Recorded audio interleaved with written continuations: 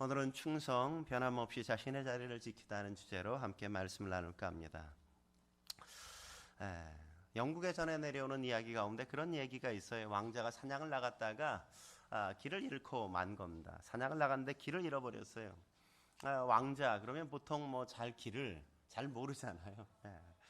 대부분 누군가가 자기를 인도해 줘서 길을 따라다니고 그랬지, 자기가 길을 잃어버렸으니까 얼마나 난감한 상황이에요. 다행히 이렇게 막 헤매고 있다가 한 목동을 만나게 됐어요. 제임스라는 목동을 만났는데, 그 만나가지고 내가 이 나라의 왕자인데 나를 좀 왕궁까지 좀 안내줬으면 좋겠다, 길 안내를 부탁했어요. 그랬더니 그 제임스라는 목동이 말하기를, 안 됩니다. 저는 지금 주인의 양을 치고 있지 않습니까? 주인의 양떼를 버리고 당신을 안내 드릴 수는 없습니다. 거절하는 거예요. 왕자가 그래도 안 되겠으니까, 그럼 내가 많은 상금을 내릴 테니까, 많은 돈을 줄 테니까 나를 안내해 달라고. 그래도 안 된대. 꿈쩍을 하잖아요. 그러자 그러면 너 죽여버린다 이러고 칼을 딱 꺼내서 막 위협하면서도 이야기했는데 못하겠다고, 안 된다고 해. 그러면서 그가 말하기를, 저는 죽을지언정 양들을 돌보겠습니다. 다만 말로 안내해 드릴 테니까 그 길로 잘 듣고 가시면 되겠습니다. 산을 3번 넘어서 가면 오른쪽으로 길이 보일 텐데 그 길로 가시면 왕궁이 나오는 길이 있게 될 겁니다. 왕자가 어쩔 수 없이 그냥 그렇게 산을 3번 넘고 찾아가서 왕궁을 다행히 찾아갔어요. 오랜 세월이 흘러서 이 왕자가 왕이 되었습니다. 왕이 되자마자 가장 먼저 한 일이 뭐냐면 이 목동을 다시금 찾은 일이래요. 목동을.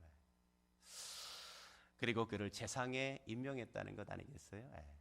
나에게 주어진 그 일에 대해서 그렇게 성실하게 자기 앞에 칼이 옴에도 불구하고 목동이라는 그 자리를 지켰던 이 사람이라면, 내가 어떤 자리를 맡기어도 그는 넉넉히 어떤 환경에서도 자기 자리를 잘 감내하고 지켜갈 수 있는 사람이 아닌가.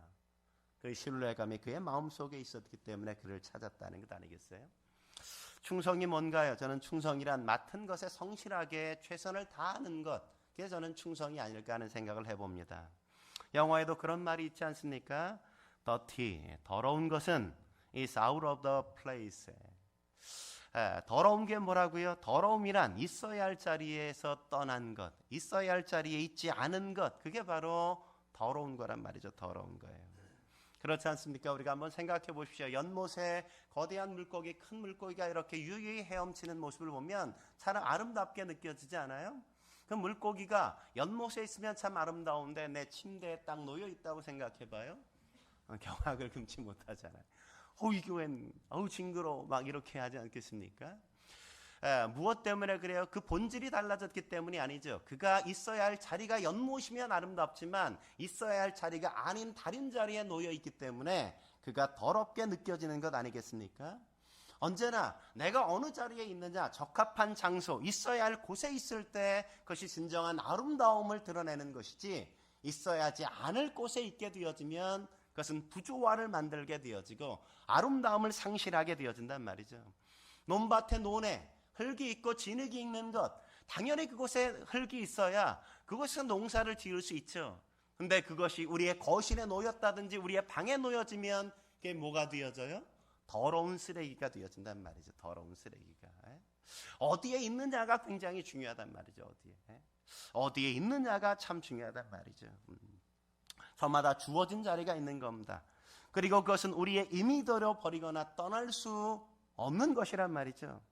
사회에서나 직장에서나 가정에서나 교회에서 내게 주어진 자리에 우리가 성실하게 최선을 다하면서 살아야 하는 것, 그것이 가장 아름다운 일이요, 그거의 충성됨이라고 저는 말하고 싶습니다. 오늘 본문에도 그런 사람을 우리가 만날 수 있지 않습니까? 갈렙을 보십시오. 오늘 8절에 갈렙은 자신에 대해서 어떻게 소개하고 있습니까? 8절 말씀 같이 한번 읽어볼까요? 8절 읽겠습니다. 시작. 나와 함께 올라갔던 내 형제들은 백성의 간담을 높게 하였으나 나는 내 하나님 여호와께 충성하였으므로. 그는 자신에 대해서 뭐라고 소개하고 있어요? 나는 내 하나님께 충성한 사람이다, 그렇게 얘기합니다. 자기는 충성되었다 말한단 말이죠. 성도 여러분, 여러분은 다른 사람에게 자신을 어떻게 소개할 수 있어요? 오늘 갈렙이 나는 충성된 사람입니다 하나님 앞에 그렇게 고백했다면 여러분은 나를 누구라고 소개하겠어요? 한번 옆 사람에게 한번 자기를 소개해 볼까요? 네? 한번 소개해 보시죠. 나야 나 뭐 이렇게 네. 나를 뭐라고 형용할 수 있겠어요? 나를 나는 어떤 사람이라고 말할 수 있겠냐 말이죠. 근데 더 중요한 건, 더 놀라운 건 뭐예요? 이스라엘의 지도자인 모세 역시도 갈렙을 가르쳐서 그는 충성된 사람이라고 인정하고 있다는 사실 아니겠습니까? 그는 자신만 나는 하나님 앞에 충성되게 살았다라는 그런 어떤 자아상, 자존감, 어떤 자기에 대한 당당함을 갖고 있었던 게 아니라 자기가 자신에 대한 당당함만이 아니라 모든 사람들도 자기에 대해서 그렇게 하나님 앞에 충성된 사람이라고 인정하고 있는 걸 우리가 볼 수 있잖아요. 오늘 9절 말씀 같이 한번 볼까요? 9절 말씀 같이 읽겠습니다. 9절 시작. 그날에 모세가 맹세하여 이르되 내가 내 하나님 여호와께 충성하였은즉 내 발로 밟는 땅은 영원히 너와 내 자손의 기업이 되리라 하였나이다. 모세가 뭐라고 말하고 있어요? 내가 내 하나님 여호와께 충성하였다고 이야기하는 걸 볼 수 있잖아요. 그는 어떤 사람? 하나님 앞에 언제나 충성한 사람. 변함없이 충성됨을 자기 자신도 충성되게 살았고 다른 사람들도 그래 너 맞아 너는 충성된 사람이야 라고 인정해줬던 그 사람이었단 말이죠. 오늘 우리가 갈렙에게 그런 그 갈렙에게 우리가 충성에 대한 레슨을 받을 수 있지 않을까 하는 생각을 해봐요. 그렇다면 우리가 충성하며 살아가려면 어떻게 해야 될까요? 첫째로 자신에게 맡겨진 사명에 이끌리어 살아가야 한단 말이죠. 자신에게 맡겨진 사명에 이끌리어 살아가야 한단 말이죠. 사람에게 인생의 최대한 사건 뭐겠어요? 우리의 삶의 가장 놀라운 가장 큰 사건이 뭐겠어요? 내가 세상에 태어난 거 아니에요. 내가 세상에 태어난 거예요. 내가 태어나지 않았으면 우리 뭐가 있겠어요, 그죠? 내가 태어나지도 않았는데 우리의 삶 속에 가장 놀라운 사건은 내가 이 세상에 존재하게 된 거란 말이죠. 근데 그보다 더 놀라운 사건이 있어요. 그것은 바로 내가 이 세상에서 어떻게 무엇을 위하여 살아야 할지를 알게 된 것 아니겠습니까? 세상에서 내가 꼭 해야 될 일, 그것을 우리가 사명 이렇게 말한단 말이죠. 우리의 인생은 사명을 발견하면서 비로소 가치 있는 삶을 살아가기 시작하는 것 아니겠습니까? 그래서 칼 힐티는 그의 책 잠 못 이루는 밤을 위하여에서 말하기를 인생에서 가장 행복한 날은 자신에게 주어진 사명을 발견한 날이라고 그렇게 말해줘요. 어느 날이 가장 행복한 날이에요? 내가 나의 사명을 발견한 그 날이 우리의 인생 속에 가장 행복한 날이라고 이야기하는 것 아니겠습니까? 그렇습니다. 우리에게 주어진 사명, 그것을 발견하고 마침내 내가 그렇게 살아가는 그날부터 우리는 행복이 시작된단 말이죠. 그것이 어떤 고난의 길이 있어도 역경이 있어도 어려움이 있어도 내가 그 안에서 의미를 찾고 내 의미, 나의 존재의 가치를 발견하는 그 무엇, 사명을 발견한 그 길을 걸어가는 사람, 그 사람이 진정 행복하지 않겠습니까? 그래서 실존주의 철학자인 케르케고르도 22살 때 그의 일기장에 이렇게 썼다고 말하죠. 이렇게 썼습니다. 온 세계가 무너진다 해도 내가 꽉 붙들고 놓을 수 없는 사명, 내가 그것을 위해서 살고 내가 그것을 위해서 죽을 수 있는 그 사명을 내가 찾아야 한다. 22살 때 우리 청년의 시절 가장 고민해야 되는 것 아니에요? 그게 내가 어떤 직업을 가질까, 그죠? 내가 무엇을 하면서 살아갈까? 이게 우리 청년의 시절 우리가 가장 많이 고민해야 될 일들 아니겠습니까? 이 사명을 발견한 그 사람이 행복하게 충성되게 살아갈 수 있어요. 여러분은 이 사명을 발견하셨습니까? 우리가 흔히 그런 말 하잖아요. 배부른 돼지가 되기보다 배고픈 소크라스가 되고 싶다, 뭐 이런 이야기 하잖아요. 그건 어떤 의미에서 그런 거예요? 바로 이런 거죠. 우리가 어떻게 사느냐의 문제가 아니라 무엇을 위하여 사느냐, 삶의 목적을 발견한 인생이 행복하다는 이야기를 말하는 것 아니겠어요? 오늘 본문의 갈렙은 자신의 사명을 발견한 사람이요, 사명에 이끌리어 살았던 사람이라고 오늘 본문이 말해주죠. 그의 사명이 뭡니까? 가나안 땅을 정복하는 것이었단 말이죠. 그런데 그는 과거의 뼈아픈 기억을 갖고 있지 않습니까? 가나안의 문턱까지 가서 그냥 정복하여 들어갈 수 있었는데 가나안의 문턱에서 그는 요단강 앞에서 돌이켜야 했던 아픈 추억이 있단 말이죠. 왜 그들이 정복하지 못하고 돌이어서야만 했죠? 하나님의 약속을 의심하기 시작했습니다. 그들은 10명의 정탐꾼들이 가나안의 요단강 앞에서 그들이 약속을 바라보고 약속을 신뢰하지 못하고 그들은 그 안에 있던 안악 자손들, 거대한 거인들을 바라보고 그들은 두려워했단 말이죠. 그들이 뭘 바라봐야 됐어요? 하나님의 약속을 신뢰하고 하나님을 바라봐야 될 그 시간, 그들은 하나님을 바라보지 못하고 그들은 안악 자손을 바라봤단 말이죠. 그들이 하나님을 바라보지 못하자 그들은 내가 메뚜기와 같다고 자신에 대한 거대한 열등의식에 사로잡히는 것 아니겠습니까? 우리가 하나님을 잃어버리기 시작하면 우리는 그렇게 낮은 자존감, 열등감에 사로잡혀 살아갈 수밖에 없단 말이죠. 그러므로 성도 여러분, 무엇을 보아야 하는지가 주의를 우리가 기울여야 된단 말이죠. 충성의 대상을 바라보지 못하면 그분이 주신 약속을 신뢰할 수가 없습니다. 그러면 그가 맡긴 사명에 이끌릴 수 없는 건 당연한 거죠. 그런데 가나안 정복의 실패 이후 45년이 지금 다시 흘러갔습니다. 그럼에도 불구하고 45년이 지났는데 오늘 갈렙은 여전히 내게 맡기신 사명이 뭔지를 지금 다시금 기억하고 있는 걸 우리가 발견하고 있지 않습니까? 사명을 가진 사람은 결코 죽지 않는단 말이죠. 사명이 성취되기 전에 결코 죽을 수가 없단 말이죠. 아니, 하나님은 그 사명을 그가 성취하기까지 결코 그를 데려가실 수가 없는 겁니다. 시골에 가면 우리가 잔치할 때 뭘 잡아요? 돼지 잡죠, 돼지. 왜 돼지 잡는지 아세요? 모르니까 제가 이렇게 가르쳐 드리지 않겠어요? 왜 돼지를 잡게 됐냐? 잔치를 해야 되는데 이 주인이 어느 날 잔치해야 되는데 뭘 좀 잔치를 하려면 음식을 차려야 되는데 뭘 차려야 되잖아요. 그래서 외양간에 딱 갔어요. 소를 잡으려고 딱 갔더니 소가 말하기를, 아이 주인님, 저를 잡으면 누가 논 갈고 누가 밭 갈겠어요? 저를 잡으면 누가 농사 져요? 생각하니까 소 잡으면 큰일 날 것 같아요. 그러면 농사 어떻게 져 내년부터? 안 되겠어서 그럼 개를 잡아야겠다. 개를.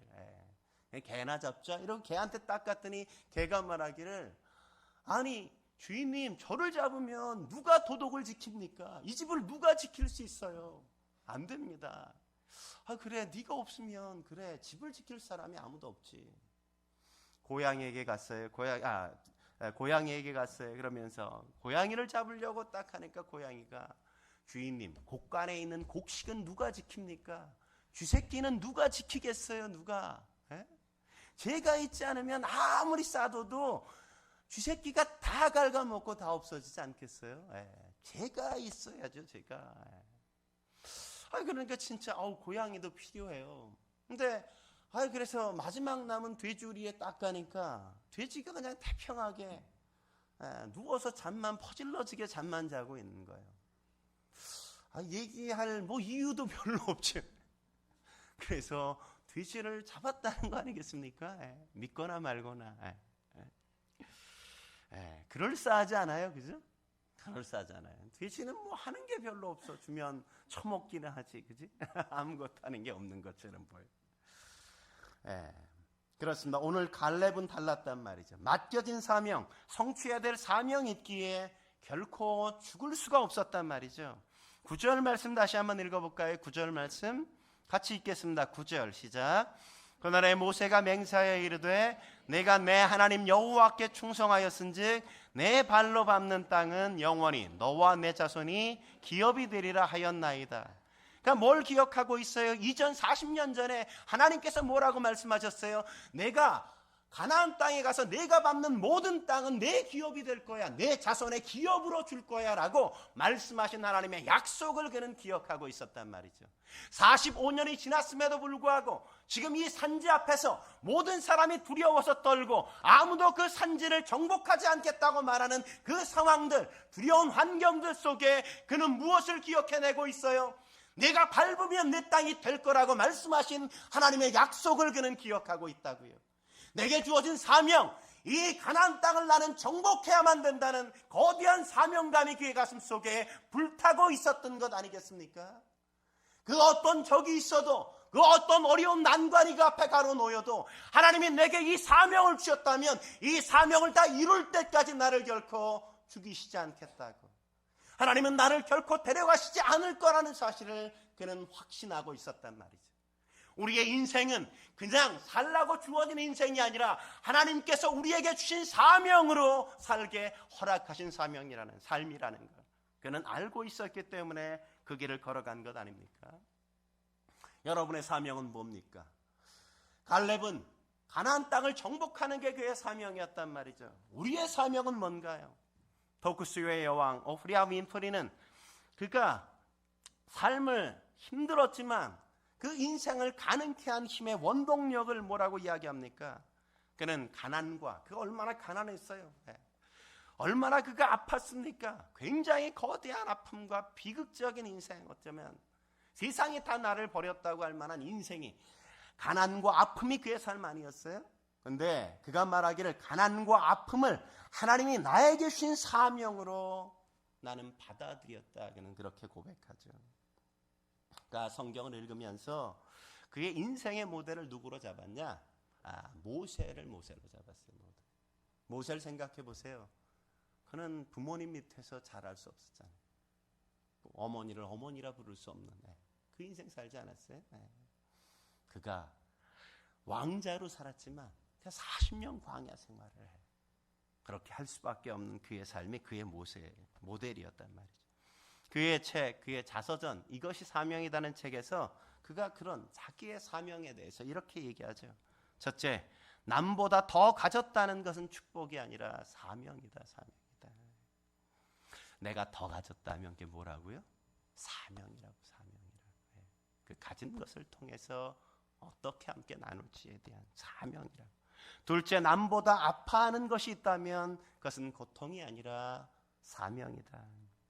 아파본 사람만이 아픔을 겪는 사람에게 봉사할 수 있기 때문이다.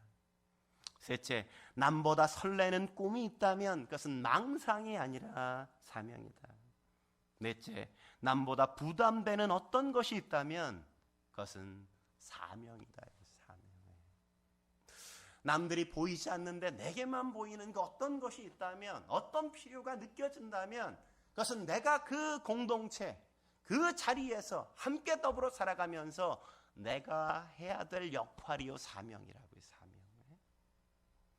그걸 사명으로 여기면 불평하지 않아요. 불만하지 않아요.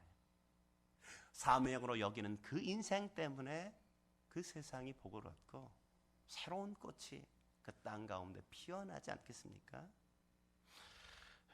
그러므로 사랑하는 성도 여러분, 여러분이 이 사명을 발견하시고 그 사명을 쫓아 사실 수 있길 주의 이름으로 축원합니다. 한 걸음 더 나아가서 우리가 충성하며 살기 위해 어떻게 해야 될까요? 두 번째, 건강한 자기관리로 환경의 지배를 거절할 수 있어야 돼요. 건강한 자기관리로 환경의 지배를 거절해야만 한단 말이죠. 갈렙이 이렇게 당장하게 도전할 수 있었던 원인 무엇일까요? 그러니까 85세예요. 85세. 우리 박 집사님보다, 우리 이신자 권사님보다 좀 더 많죠? 조금 더 드신 그런 분들인데, 그럼에도 불구하고 뭐예요? 그가 환경의 지배를 거절한단 말이죠. 어떻게? 왜? 자기 관리를 잘했기 때문에. 자기 관리를 잘했기 때문에. 오늘 10절, 11절 말씀 같이 한번 읽어볼까요? 10절, 11절 말씀 같이 읽겠습니다. 시작. 이제 보소서, 여호와께서 이 말씀을 모세에게 이르신 때로부터 이스라엘이 광야에서 방황한 이 45년 동안을 여호와께서 말씀하신 대로 나를 생존하게 하셨나이다. 오늘 내가 85세로 돼 모세가 나를 보내던 날과 같이 오늘도 내가 여전히 강건하니 내 힘이 그때나 지금이나 같아서 싸움에나 출입에 감당할 수 있으니. 그러니까 뭐라고 이야기하고 있어요? 우리가 주의 깊게 살펴볼 필요가 있단 말이죠. 뭐라고 갈렙이 말합니까? 하나님이 자신을 생존하게 하셨다 이렇게 말하죠. 그죠? 하나님이 우리를 생존하게 하신단 말이죠. 생존은 누구에게 있어요? 생명은 하나님께로부터 온단 말이에요. 생명은 하나님께로 온다. 하나님이 생존하게 하셨어요. 그러나 하나님이 갈렙의 건강을 책임져 주셨다고 말씀하시지는 않잖아요. 나를 생명을 유지하게 하신 건 사실이지만 그러나 나의 건강까지 하나님께서 잘 관리해 주셨다고는 말하지 않는단 말이에요. 말하지 않아요. 예? 하나님이 우리에게 생명을 주신 것, 그것을 우리가 잘 건강을 관리해야 될 책임이 우리 가운데 있단 말이죠. 건강은 내가 스스로 관리하고 나의 건강을 유지해 가는 것, 그것은 나에게 주어진 책임, 청지기로서의 책임이라는 걸 우리는 놓치지 말아야 돼요. 본문의 갈렙은 지금 몇 세? 85세의 나이예요. 그럼에도 불구하고 그가 뭐라고요? 40년, 45년 전이나 지금이나 나는 똑같다고. 그때와 지금이나 나는 일반이라고. 나가서 한번 제가 싸워볼까요? 뭐 이러고 지금 나서고 있는 것 아니겠어요? 그는 강건했단 말이죠. 그래서 전의에 불탔어요. 어떤 모험에도 새롭게 도전할 수 있어요. 어떤 전쟁에도 그는 두려워하지 않고 다시 시작할 수 있었단 말이죠. 환경이 지나가도 바뀌어도 그 환경의 지배를 거절하면서 그는 살아갈 수 있었던 강건한 체력, 정서, 영적인 능력, 이런 것들이 그의 삶 속에 있었단 말이죠. 자기관리 중요한 겁니다. 그래서 아리스토텔레스도 건강한 자기관리야말로 가장 얻기 어려운 승리라고 그렇게 말하지 않습니까? 건강을 잃어버리면 아무것도 할 수 없어요. 충성하고 싶어도 충성할 수 없어요. 봉사하고 싶어도 봉사할 수 없어요. 내가 누군가 곁에서 함께 그의 인생을 지켜주고 싶어도 결코 그렇게 그의 인생을 지켜줄 수 없단 말이죠. 하워드 핸드릭슨 교수님이 어느 날 제자가 목회하는 목회지를 함께 찾아갔어요. 그래서 함께 시간을 보내는데 사모님과 함께 시간을 보내다가 사모님이 남편이 잠시 어디 방에 들어간 사이에 사모님이 핸드릭슨 교수님에게 다가와서 교수님 제발 제 남편 좀 도와주세요. 아니 왜 그래요? 아니 언제나 제 남편 너무 활동적이어서 전혀 쉬질 않아요. 전혀 쉬지 않아요. 하루에 4시간 이상을 자지 않고 그냥 뭘 그렇게 바쁘게 혹사하면서 자기의 몸을 혹사하면서 그렇게 지내는데 너무너무 걱정이 돼요. 저러다가 그냥 푹 쓰러지면 어떻게 돼요? 어떻게 돼요? 알았다고. 며칠 동안 그 일주일 정도 그것에 머물면서 어느 날 하루는 그 남편 목사님과 함께 하워드 핸드릭슨 교수님이 함께 드라이브를 하게 되었어요. 드라이브를 하면서 교수님이 그 제자에게 목사님에게 아유 목사님은 담배를 안 피신다며요 이렇게. 사실 담배 피우면 안 되긴 하는데 한국 상황 그죠? 외국은 또 담배를 피우는 데도 있어요. 분도. 그러니까 아유 어떻게 하셨어요? 그러니까 아유 뭐 당신이랑 지내보니까 당신에게 냄새도 안 나고 차에 태도 냄새도 안 나고 아주 깨끗하던데요. 뭐 안 피우시잖아요. 그러니까 아유 그래요. 저는 아유 하나님의 성전인데 어떻게 제 몸을 그렇게 담배 연기를 채울 수 있습니까? 이렇게 좀 뿌듯한 듯이 괜히 그렇게 이야기를 딱 던지니까 하워드 핸드릭슨 교수님이 그렇게 얘기하는 거예요. 그래요. 참 바른 생각인데요. 근데 우리 목사님 매일 너댓 시간만 밖에 잠을 안 자는 것도 그렇게 자기 몸을 혹사시키는 이유도 그래서 그런 겁니까? 이렇게 이야기를 하는 거예요. 그러니까 우리는 자꾸만 어떤 생각을 해요? 우리가 건강을 잘 관리해야 된다는 우리는 내 몸이 거룩한 성전이라고 이야기할 때 우리는 단순히 그냥 우리가 죄를 안 짓는 것에만 묶여 있을 때가 얼마나 많이 있어요. 근데 우리의 건강을 잘 관리하지 못하는 그것도 성전을 잘 관리하지 못하는 거라고. 저도 설교를 준비하면서 가장 늘 마음에 찔리는 게 이거예요. 저도 타고난 건강. 그래서 늘 건강하게 살았어요. 거의 뭐 아픈 적이 없었어요. 2008년에 제가 한번 심근경색이 와서 크게 심근경색 시술한 외에는 거의 저는 건강하게 지냈거든요. 근데 이렇게 시간이 지나서 막 살이 막 찌고 막 이러면서 제가 내 하루를 이렇게 관리하기가 너무너무 힘들어지는 거예요. 아파지는 거예요. 이게 오후에 잠을 안 자면 이렇게 버틸 수가 없는 거예요.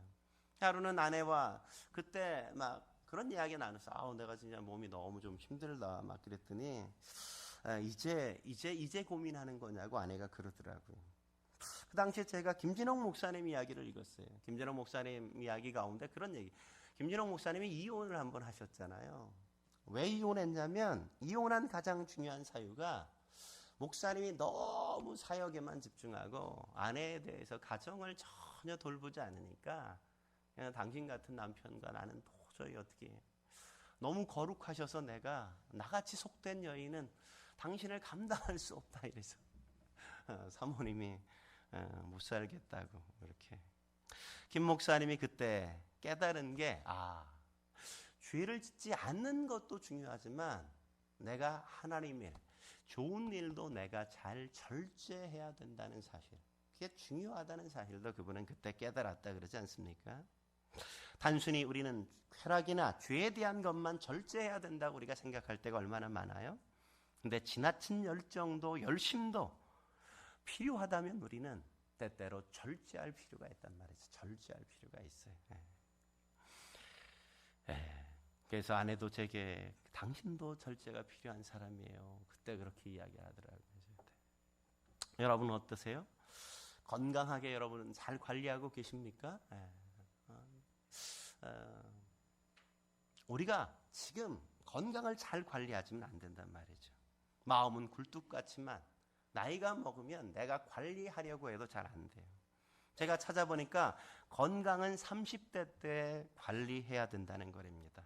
40세가 넘어가면 겨우 유지하는 정도지, 잘 관리해도 유지하는 정도지 건강하게 더 이상 회복시킬 수 없다 그래요. 30대까지는 내가 건강을 만들 수 있는데 40대부터는 건강을 만들 수 없다는 거예요. 만들기가 쉽지 않다는 거예요. 유지하는 거지, 현상 유지지. 그러므로 성도 여러분, 내가 지금 건강할 때 아직 관리할 수 있을 때 내가 건강을 잘 만들어갈 필요가 있습니다.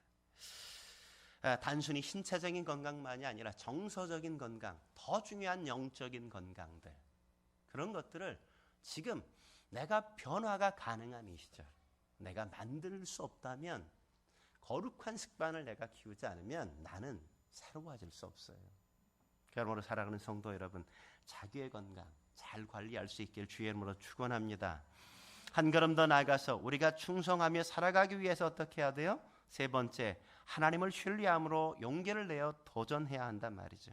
하나님을 신뢰함으로 용기를 내어 도전해야 된단 말이죠. 오늘 12절 말씀 같이 한번 읽어볼까요? 12절 말씀 같이 읽겠습니다. 시작. 그날에 여호와께서 말씀하신 이 산지를 지금 내게 주소서. 당신도 그날에 들으셨거니와 그곳에서 아낙 사람이 있고 그 성읍들은 크고 견고할지라도 여호와께서 나와 함께 하시면 내가 여호와께서 말씀하신 대로 그들을 쫓아내리이다 하니. 갈렙이 뭐라고 지금 이야기하고 있어요? 이 산지를 내게 달라고 이야기하지 않습니까?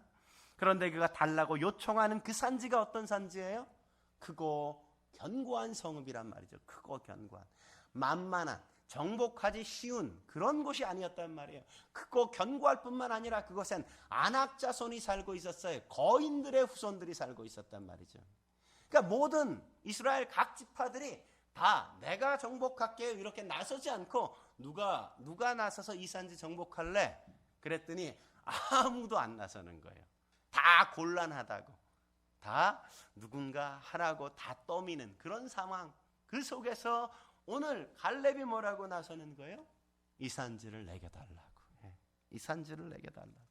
모든 사람이 거부하고 있는 그 상황에 감사하게 갈렙이 나서주는 거죠. 정복하기 어렵지만, 힘들지만, 그러나 나는 정복할 수 있다. 그는 나서시는 거죠. 왜 그렇게 용기 내어서 도전하는 겁니까? 그가 하나님의 말씀을 신뢰했기 때문 아니겠어요? 그가 도전할 수 있었던 이유, 그가 건강했기 때문이기도 하죠. 환경의 지배를 거절할 수 있는 그 상황, 그의 건강한 육체, 정서, 영적인 상태를 그가 유지했기 때문이기도 하지만 더 근원적으로 그는 지금 하나님의 말씀을 믿고 신뢰했기 때문에 그는 정복의 역사를 함께 나서는 것 아니겠습니까? 우리가 기독교 신앙을 십자가의 신앙이라고 말하지 않습니까? 십자가의 신앙. 우리가 십자가를 이렇게 세워놓으면 어떻게 돼요? 더하기가 되죠. 더하기가. 그죠? 십자가의 신앙은 뭐예요? 우리가 주님 앞에 주님을 신뢰한다는 거죠. 주님의 십자가를 믿는 거 아니겠어요? 하나님 앞에 맡기는 거. 십자가를 이렇게 세워놓으면 뭐가 돼요? 더하기가 돼요. 약간 기울이면 뭐가 돼요? 기울인다는 건 뭐예요? 내가 짊어지겠다 이거죠. 짊어지겠다. 짊어지면 뭐가 돼요? 곱하기가 돼요. 우리가 십자가를 짊어지고 가면 뭐가 돼? 곱하기가 돼요. 생각해 보십시오. 100만 원 더하기 100만 원 하면 뭐 얼마 돼요? 200만 원이 돼요. 근데 100만 원 곱하기 짊어지면 100만 원 곱하기 100만 원이면 얼마가 돼요? 억이 되는 거예요. 억이 되는 거예요. 억 해서 죽으면 안 돼요. 그래서 억이 되는 거예요. 억이. 우리가 십자가를 주님을 믿는다는 건 그런 거죠. 주님의 십자가를 지고 내가 쫓아가는 것. 주님을 신뢰하고 나의 인생을 맡기는 것. 하나님 앞에서 나의 삶을 그분 앞에 드리면서 그분처럼 살기로 다짐하는 것. 그 속에 놀라운 기적과 이적의 역사는 거기서부터 시작되었잖아요. 하나님을 신뢰하는 그 신뢰를 하나님은 단 한 번도 저버린 적이 없단 말이죠. 우리의 삶은 거기에 놓여 있다는 사실을 저희는 잊지 말아야 돼요. 미국 버지니아주 그린빌이라는 곳에서 신실한 한 크리스천 부부가 살고 있었습니다. 이들은 하나님을 잘 섬기고 이웃을 사랑하는 아름다운 실천을 아주 했던 모범적인 신앙생활의 사람이었어요. 이들에겐 한 가지 소원이 있었습니다. 그들에게 아이가 생기기를 그렇게 간절히 열망했는데 무려 7년 동안 아이가 생기지 않은 거예요. 7년 동안. 1, 2년 아이가 안 생겨봐요. 얼마나 자매들은 마음이 졸여요. 그죠? 시어머니 자꾸 언제 애 가질래? 너 문제 있는 거 아니냐? 막 이런 이야기 막 오잖아요. 그죠? 굉장히 부담스러운데 무려 7년 동안 아이가 안 생겼으니까.